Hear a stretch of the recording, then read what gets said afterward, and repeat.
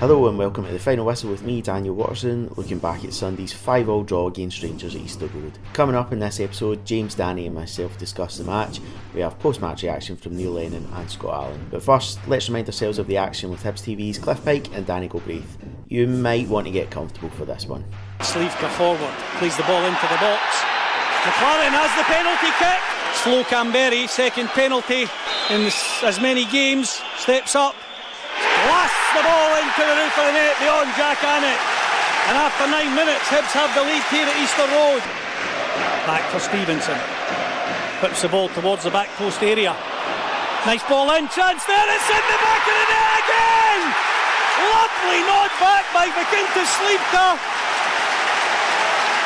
And it was it Canberry or Allan? It was Allan. A great. Allan, yeah. Just as soon as the ball got whipped in, you just see Andy Halliday had no idea where Slivka was. No. And Slivka, to be fair to him, absolutely brilliant, unselfish play just to head it back. And Allan there just to prod it home. Absolutely brilliant goal. To Stevenson in space, whips the ball across. McLaren climbs, and it's number 3 for Hibernian.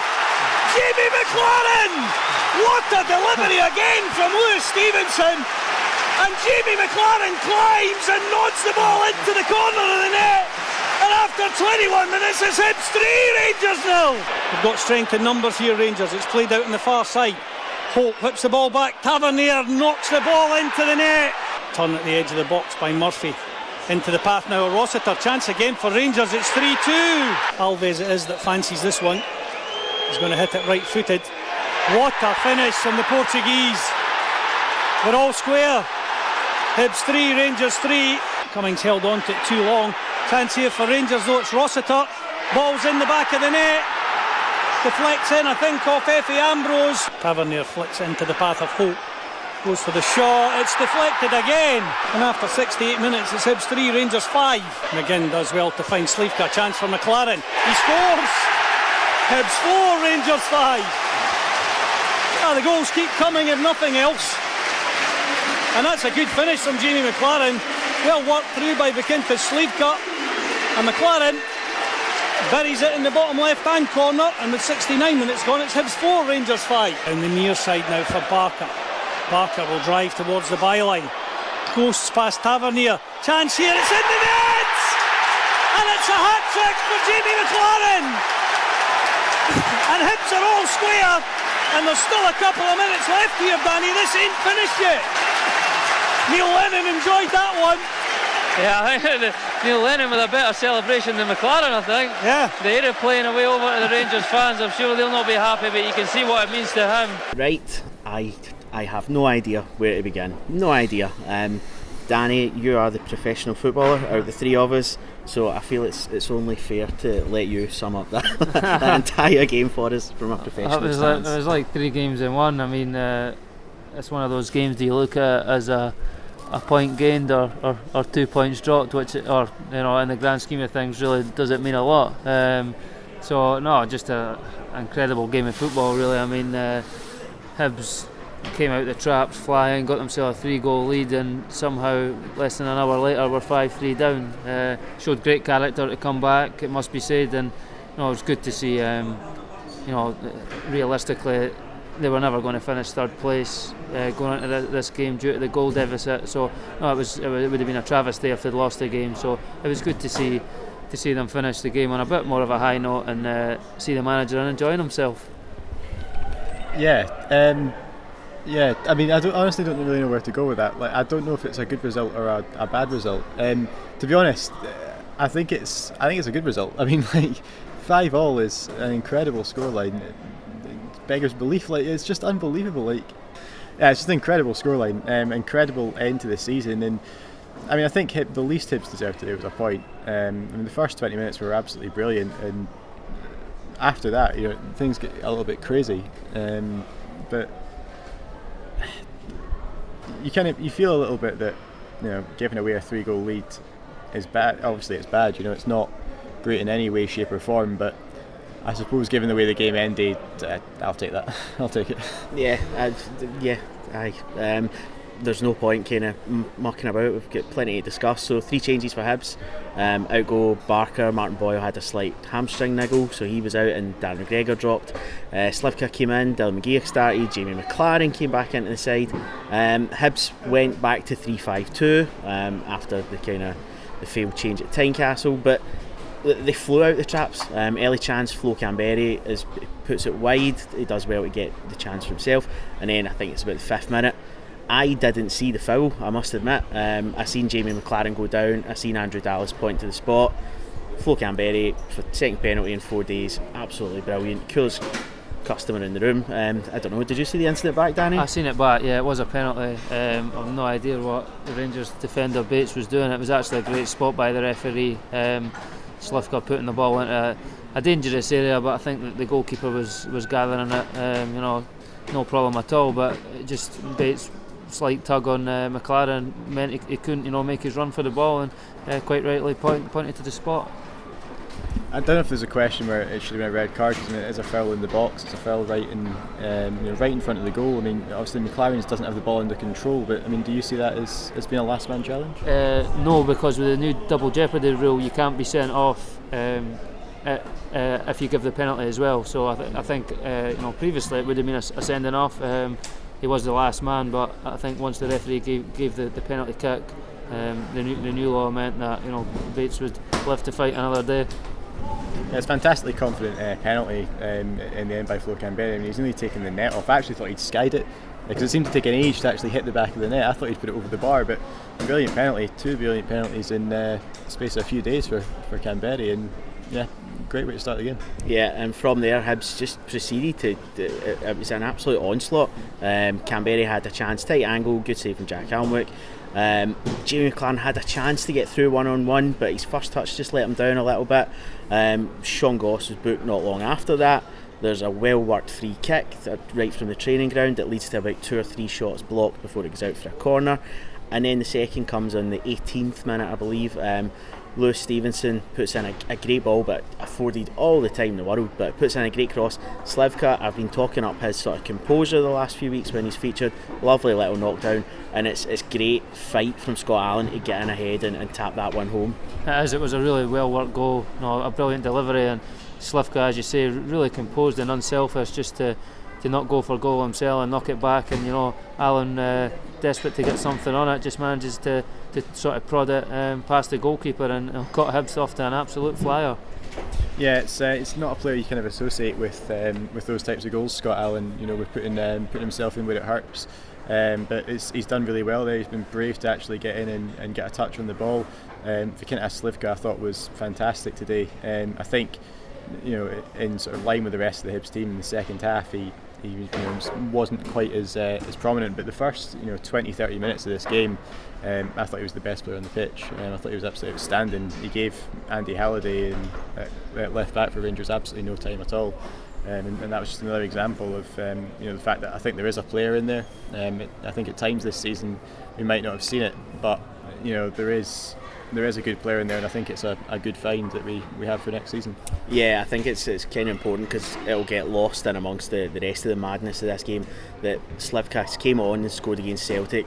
He came on and he was an assured head at Tynecastle when things were just going a little bit panicky, and then again today the composure, and Lennon's already said after the Hearts game that McGeer's away. He was doing his own solo lap of honour. It's looking fairly ominous. But if we're needing a calm head in midfield, I think we've got a ready-made replacement sitting on there in Vikinta Slivka. Yeah, I think Slivka is a good player. I think possibly him actually playing in McGeoch's role, in that holding role, would potentially suit him. Where he can get on the ball. He's not, you would say, probably the most mobile, but in saying that, playing wide on the right today was excellent. Really impressive performance, and gave Andy Halliday all sorts of problems. So he's done himself no harm at all, and you need to remember that this is a completely new environment for him as well. I think it takes foreign players especially time to bed into the style of football, and I think over the course of his first full season he can be fairly happy with how he's performed. I mean, it sounds almost kind of too basic or too even sort of childish to say, but I suppose there's a reason that somebody at Juventus looked at him and and took him on.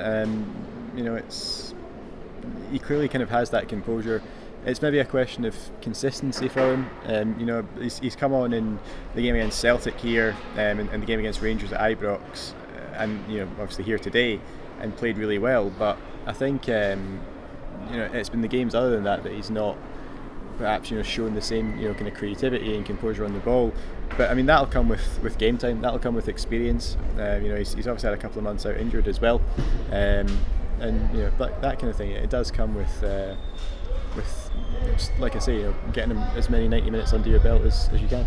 Yeah, and then 2 minutes later, maybe not even, Lewis Stevenson again, afforded all the time in the world, puts in another fantastic cross. But we can't talk up enough on this podcast how much Lewis has added to his game in terms of going forward. But a lot of credit to Jamie McLaren. It's a brilliant glance in the header as well. Hibs are 3-0 up.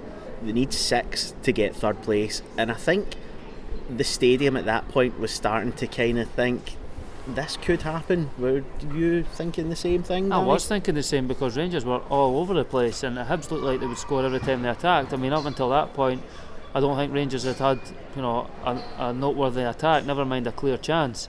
And just it was an incredible start, and you had to really think that there was a chance for how all over the place Rangers were and how well Hibs were playing. They were knocking the ball about great, creating chances at will and flooding players forward. Ultimately their gung-ho approach probably came back to bite them. It was just a killer blow with the Rangers getting that first goal, especially because it did take the wind out the Hibs sails, and it's just so difficult when you're approaching a game that way. You need a slight bit of fortune sometimes, and Rangers' first chance they scored from, and it's just so disappointing that it was probably 10-15 seconds from Whittaker nearly scoring at the other end from a corner to make it 4-0, and it's a really soft goal to concede, and I think that's the most disappointing aspect of it all. It is that exactly as Danny's saying, it's very fine margins. Rangers get the goal back, which is a good goal. It's a good counter attack. It's actually a really nice bit of play right at the end. Candias, sort of rolling it back into Hibernian. Hibs obviously don't track the run, and he puts it in the bottom corner. But as Danny said, minutes before that, Stephen Whittaker's got a flick on a header. He does really well to get up and get it. But on another day, that goes into the top corner, or it goes back across the box where one touch is going to send it in. But I mean, at that point, the game had really opened up, and you don't want to say that you felt we were going to go in and destroy them at that point, but you kind of felt that there was an opportunity to go and do that. It kind of put me in mind a little bit of the 4-0 game we had here back in Alan Stubbs' first season. Yeah. I think it was just after Christmas, wasn't it?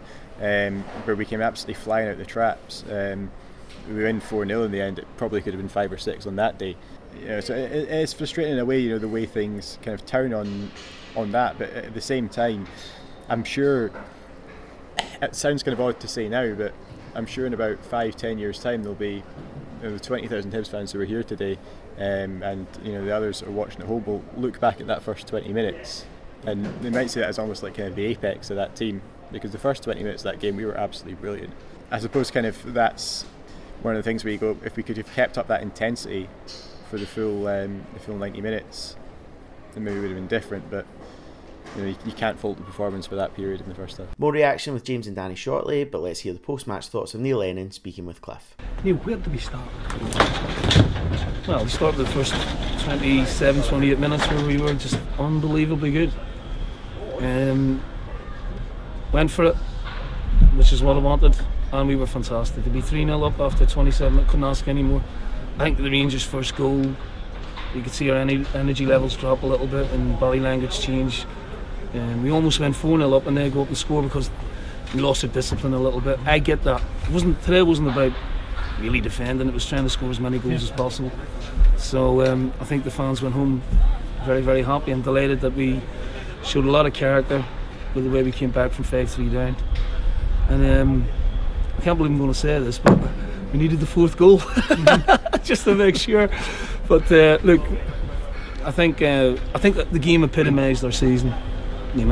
Apart from the defending, of course, free flowing, good football, goals, and the punters getting what they want, getting value for money. You've said on several occasions since you've been here how much this club's got under your skin, and I think the way you celebrated that equalising goal at the end just showed how much that's the case. Yeah, look, it's a great club. It's a privilege to be the manager here, and I was just delighted for the fans that we could get something out of the game. I'm delighted for the players because they deserve something out of the game, and obviously I was getting a little bit of stick from the away support, so it was nice to celebrate the goal in that fashion. We finished fourth. We know that you were disappointed with that. You'd like to finish third or second, but the challenge now is to build on that for next season. You've always struck me as the sort of character that likes a challenge. There's going to be a challenge in rebuilding the squad a little bit because you've got a few players going back to parent clubs and so on. I'm sure that's a challenge you're up for. It's a massive challenge, yeah. It's a little bit frustrating that we have to do the rebuilding after 2 really good years, but it's just the reality of it. And you know, the players who are here on loan, I think the club has been so good for them. They've been good for the club, but in terms of their profile and, you know, the performances that they've played and the style of football, I think they'll look back on this period of their career as probably one of the fondest of their career. The club's great, you know, good city, great support, and the young players who maybe lost their way a little bit, and Hibs have given them an opportunity to show what they can do, and they've certainly done that. So that in itself is a great advertisement for the club in terms of attracting other players. I think someone like Allan that we spoke to just a few moments ago said that he's loved every minute of his spell here since he's been back at the club. He feels he's become a better player since he's come back to the club. He's scoring goals, which is something he's added to his game. So that speaks volumes in trying to get these boys back here. Flo Canberry and Jamie McLaren as well. You took a gamble on them in January. They've repaid that. I'm sure they would love to come back as well. Well, we'd love to have him back. You know, there's no question of that. We know we have an option on Flo, but it may boil down to finances. Jamie, that's out of our control. You know, with Armstead and what else? Listen, the way he's been scoring goals, he'd probably walk back into the first team. And Barker is the same in terms of, you know, he's an exciting young talent and he's Man City's player, and they may want to cash in on him and might be just a little bit too rich for us. In terms of Scotty, again, that's a complicated one because he's Celtic's player, and I think Brendan's already intimated that they may want to move him on, but again, there's going to be a hefty fee involved, I'm sure. But again, it's been a joy working with him, a real joy. You know, really good. It's good to see good footballers play good football. There's been work done, obviously. You said on Wednesday night there's been work done towards next season already. But from your point of view and the players' point of view, after a season like that, the effort has been certainly since the split. You know, I was looking at the table since the split. 13 games, we were top of the table with 30 points. Celtic next on 27. It's been a phenomenal effort, and everybody maybe deserves just a couple of weeks break just to chill out. Yeah, I mean, George is saying to me we'll be in on Monday. I said, oh, will we? Yeah, that'll be right. I just need to stick my head above the water for a breather for a couple of days, and I think we should reflect first of all on what's been an excellent season on and off the field. I think it's really healthy, the club, and then look to build. You know, it's going to be difficult to replicate what we've done this season. You know, I think Rangers will be stronger in Aberdeen. You know, and hopefully, look, I'm not really trying to preempt the cup final. You know, whoever wins, you know, but we may have a chance of being in Europe, and that will obviously may play a factor in attracting players as well. Obviously, we know Steve Gerrard is going to be at Rangers next season, so that adds a new sort of dimension to their side of things. But you'd have been hiding behind the couch, maybe watching that today. He might well have been the first players he used to sign or some defenders. We weren't many on show today. No. But at the end of the day, as we said, you know, from your point of view, looking at it, that's a big challenge ahead, you know, to put yourselves up against guys of that calibre. You know, I'm sure you see the challenge and it's there for you. Everything's a big, you know, where we are, it's a big challenge. You know, if we want to try and, you know, make the top four again, because the clubs are just bigger resources than us. And I don't make a big issue of resources. You work within your means and you make the best of it. I think we've certainly done that this year, and it's been ably accompanied by unbelievable support. Unbelievable.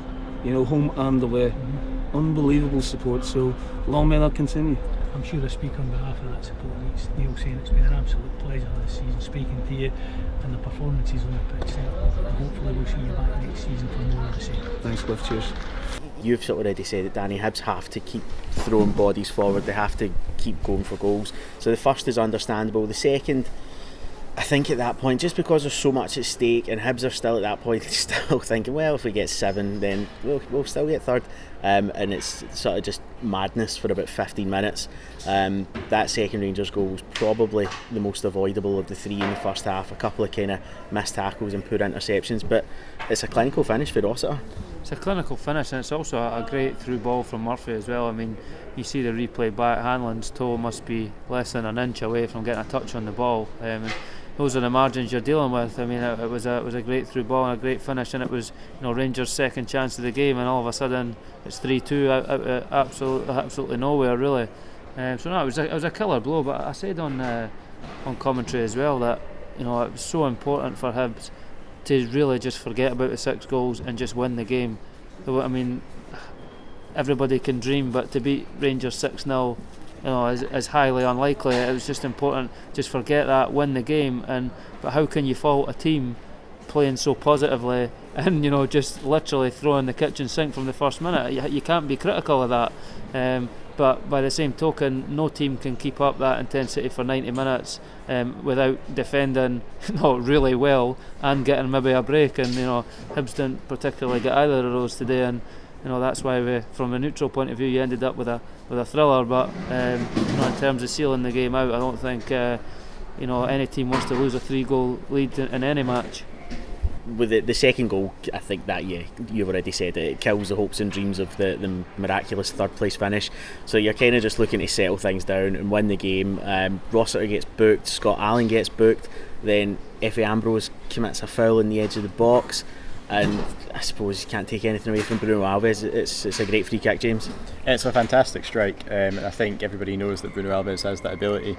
You know, he's lining one up. I think is it at 5-5 right at the end when he lines one up, and he hits it against the wall. And even at that one, which was at a more difficult angle and 30 yards from goal, you kind of felt there was always a chance he might score it. It's wonderful technique. It's a frustrating free kick to give away. You know, in the manner we give it away. I think it's John McGinn, you know, I think gives away the ball in midfield.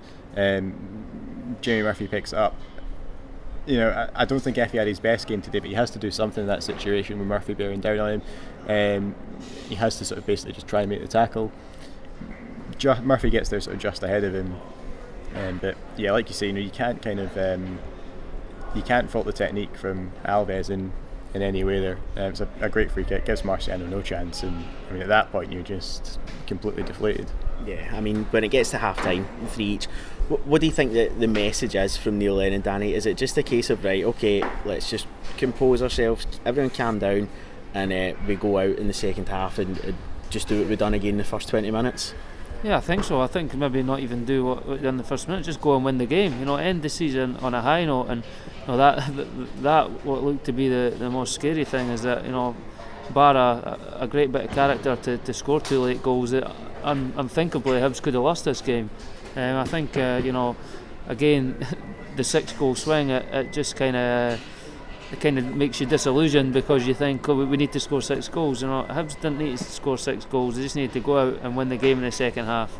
And unfortunately, you know, it looked like it was going to be a really disappointing afternoon, bar the great comeback and McLaren grabbing himself a hat trick. Yeah, it's a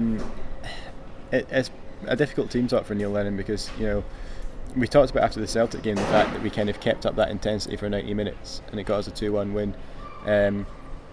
You know, 20 minutes here we keep up that intensity, we're 3-0 up, and then at half time, you know, things have kind of dissipated a bit. It's 3-3. It's back to square one, but in a weird way the momentum's now with Rangers. I think they can see that we're a bit more fragile defensively than they perhaps expected. They knew they were going to get chances. They end up, you know, taking one of them quite well, where we defend poorly, and the other one, it takes a horrific deflection off a Rangers player, and I mean, Marciano's got absolutely no chance because he's already diving. It's one of those things, really. But, you know, at the same time, I mean, we all heard kind of what was said in midweek.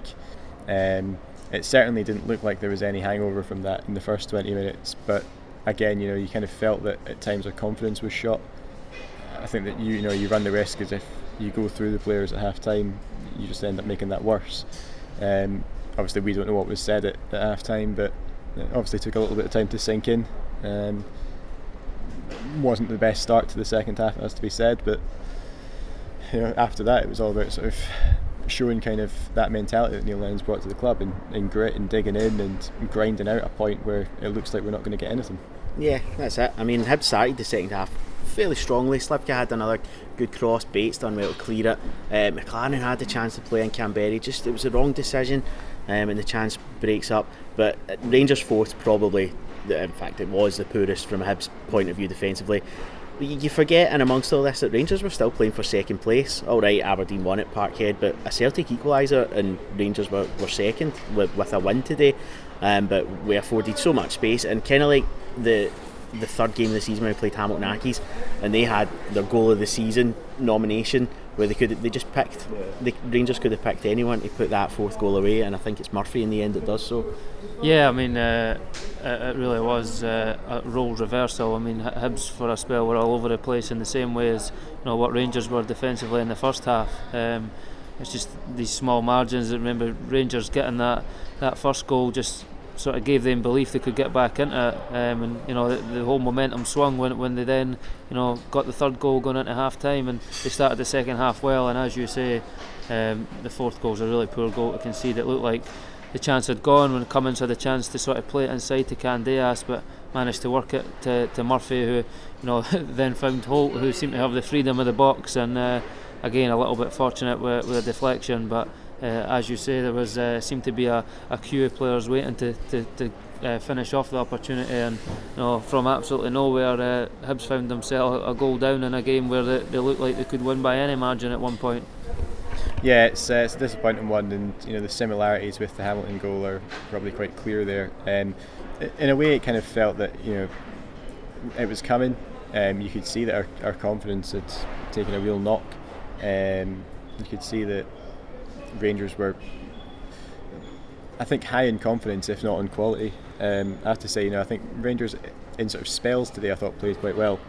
Up until they scored the fourth goal in the second half, I don't actually think they did that much, to be honest with you. No. There's a couple of half chances. I can't think of Marciano making any saves. Yeah, he makes a decent one from Tavernier at 5-3, I think. The volley, and it just goes over Windas's head. And one from Murphy as well. One from Murphy. He probably so much space.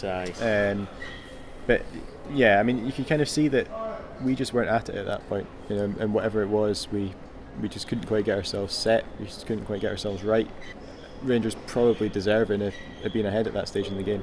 Yeah, and I've got the sentence I've got written down is Windass' goal sums the game up. In fact, McLaren's goal sums it up more. I think, who is it that takes the shot? Is it Holt takes the shot, bounces off Josh Windass, completely wrong foot's Marciano. At that point you're thinking game over. There's a few people left. We've seen you sneaking out.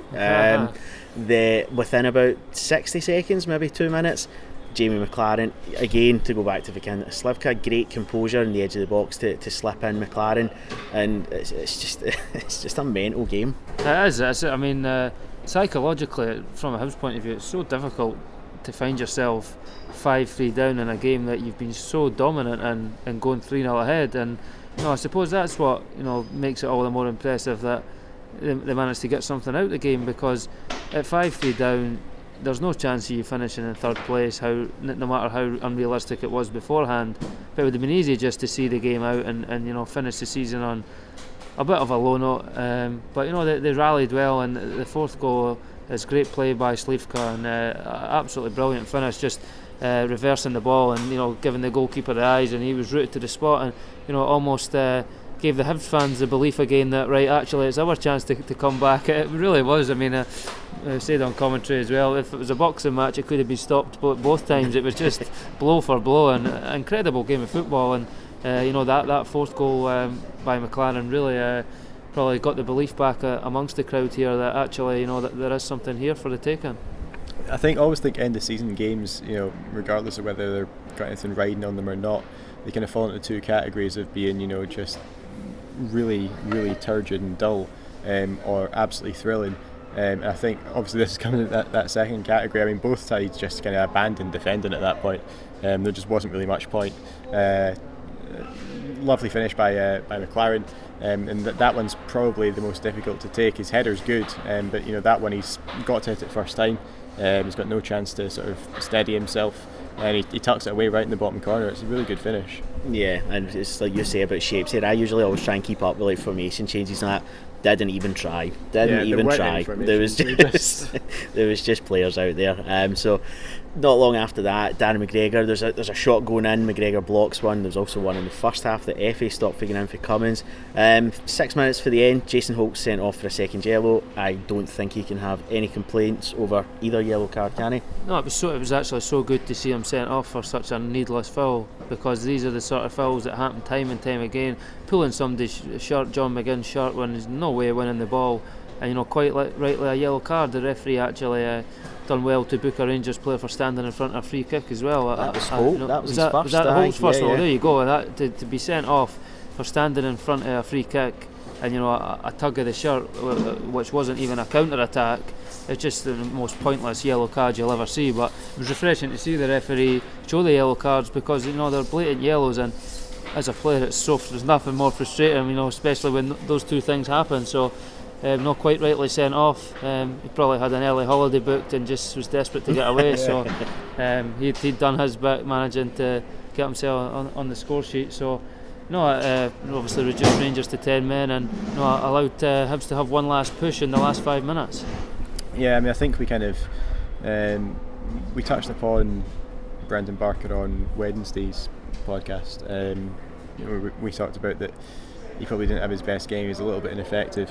I actually thought when he came on today, a couple of runs at the Rangers defence where he put them under pressure and nothing quite happened, but then the one he does where something comes of it, he completely outstrips Hibernian, hits it across goal. Anik he has to get something on it really. I suppose it's unlucky for him that it falls to Jamie McLaren, but great for us.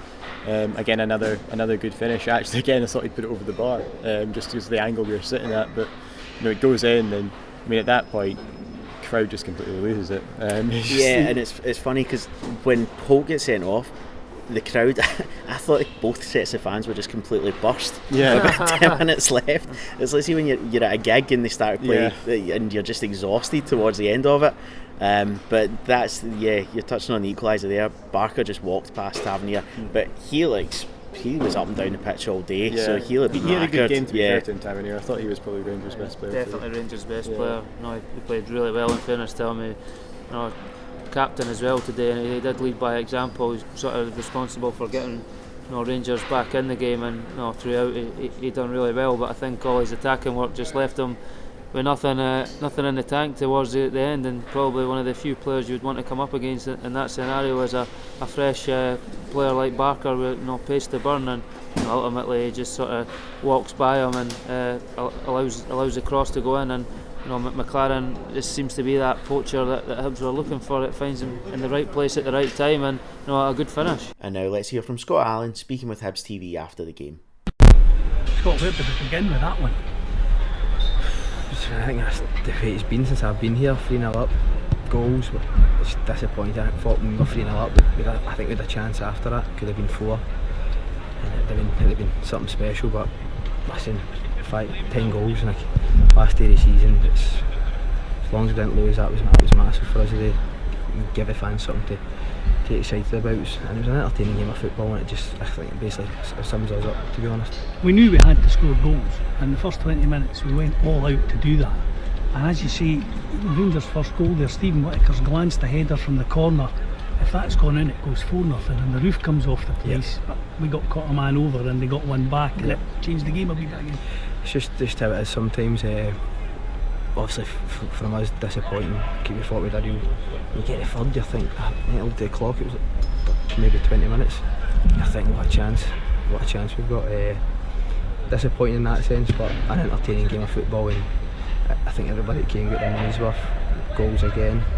It's just about obviously keeping some of the squad together, and that will be massive into next year. Obviously from your own point of view, we know your situation, you go back to Celtic as it stands just now, but I think the way that you've approached your spell here at Hibs suggests that you like being here. Yeah, I've said numerous times, love every minute here. I think I've become a better player since I came back. This second time I've added goals to my game, work rate, all those type of things under the gaffer, and it's really been beneficial for me. And said that the fans have took to me again, and that's a big plus. From our point of view, it's been a real good season. You know, if someone had offered us 4th place at the start of the season, we'd probably have bitten their arm off for that. It's a bit unfortunate. We had the opportunities for 2nd and 3rd, but nobody should be too disappointed about it. The first season back up from the Championship. No, 4th place.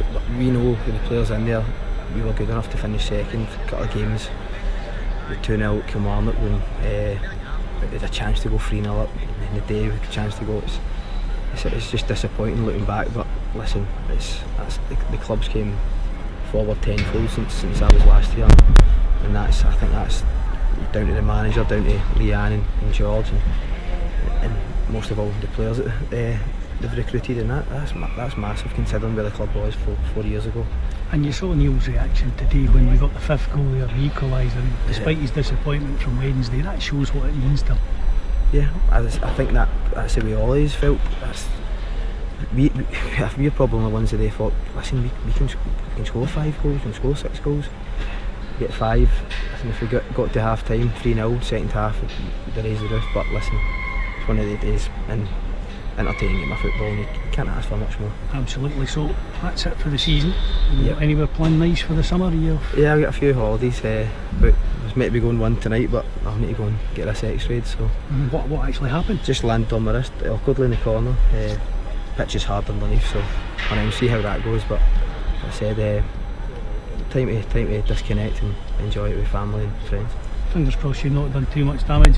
Fingers crossed we might see you back here in a grey white shirt again. Yeah. All the best for the close season, Scott. Thanks for your efforts. Been a pleasure. Thank you. McLaren was called up to the provisional Australia squad for the World Cup this week, so he's certainly done his chances no harm. I would have thought for a team like Australia, that's the kind of player you would dream of having, this kind of poacher who's just there to pick up any scraps that are going, and he's certainly done his chances of going to Russia, absolutely no harm whatsoever. No, I mean, I think if you're in the provisional squad going into the last game of the season and you score a hat-trick, I think if he doesn't go, he can he can sleep easy knowing that he done everything he could. I think as a player that's all you ask, is you give yourself a chance. Last thing you want to do is come away feeling as if I maybe could have done a bit more. I don't think he could have done any more. At the same time, I'd like to probably think that Australia will probably only play with the one up front, which maybe makes his chances a little bit more difficult. Fingers crossed that the coaching staff and the management were looking at this today, because if they're looking for a poacher in around the box, then I can't imagine there's too many better options than him right now. I mean, he's done all he can since he's come here. He came here from Darmstadt under the provision that he was going to be playing first team football, and under the proviso that he wasn't getting that in Germany. He's been given chances here and he's taken them. You have to say, even if today, again, it sounds bizarre to say it, where he scored a hat-trick, he's probably not had his best game. I think he's shown enough in games leading up to this one that might suggest that he's more than capable of playing at the World Cup. He knows where the net is. He's scored some fantastic goals, and he's scored some crucial goals as well. I think he deserves it. Again, I don't know enough really about the Australian squad to say that. Like Danny says, you suspect that they'll probably only play with one up front, but if they are needing a goal in the last minute of the game and they do need a poacher, I mean, Jeremy McLaren for them is probably as good as it gets. Yep, so looking ahead now, the Scottish Cup final's massive for us next week. I feel kind of bad. I'm going with my mate who's a Motherwell fan, so I'll be in the Motherwell end, and I will secretly be cheering Celtic on, because a Europa League place is at stake for Hibs if Celtic win, and it's another potentially huge opportunity for this squad to go into Europe at the start of next season. Yeah, I think there's a good chance as well. I mean, probably the result for Celtic today maybe goes in their favour, because how many times do you see Celtic lose 2 games in a row domestically? Probably not very often, and I think for Celtic's point of view, they've been winding down for a long time. I think probably with an eye on this final, because this is what their season's all about. Winning 2 trophies is not a success when you look at last season. So to win the double treble is everybody's going on about that is the only thing Celtic can probably do to make this a season to remember. So I've no doubt that Brendan Rodgers will have his side firing for next week, which should bode well for Hibs. I mean, it's going to be a difficult game for Celtic. Motherwell are a good side. They're a determined side. I think from what I've seen of them this season against Aberdeen in the semi-final at Hampden, I thought they were excellent and thoroughly deserved to win. I thought they were excellent against Rangers in the semi-final of the League Cup. They came here, albeit with Louis Moult, earlier in the season and drew 2-2, and were very good on that day. Possibly deserved to win the game. They gave us a really good game at Fir Park.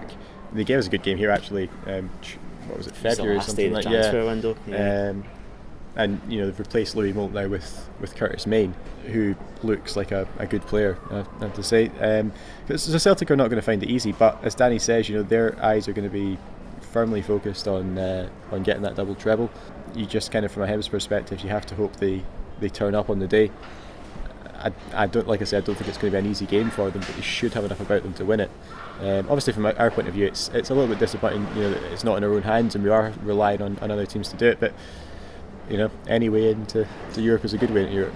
I think if you said Celtic only need to beat a bottom 6 team to get you into Europe, you would take it, because I think there could be, as much as Motherwell can be a good team on their day, the league table doesn't lie, and I think there'd be 5 or 6 teams who you would fear would give Celtic more problems than what Motherwell was, and I fully expect Celtic to win.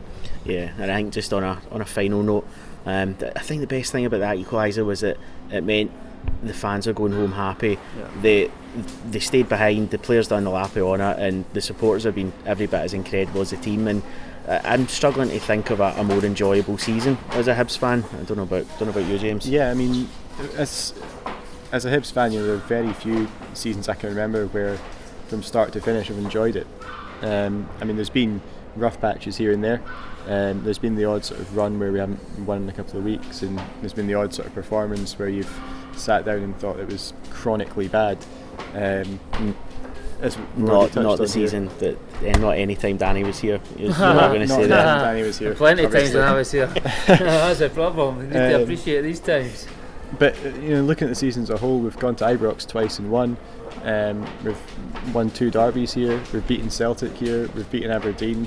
We've beaten all the sort of top sides in the country. We've been to Hampden.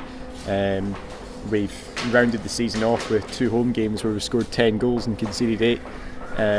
It's been exciting from start to finish. It's been exciting to be in the position we've been in for as long as we've been in it, and fighting for those places. And yeah, I mean, I think, like I say, we talked about sort of 5-10 years time, looking back over the early part of this game. You think in sort of 5-10 years time, people are going to be looking back at this season and ranking it up there with some of the best that we've had in this division.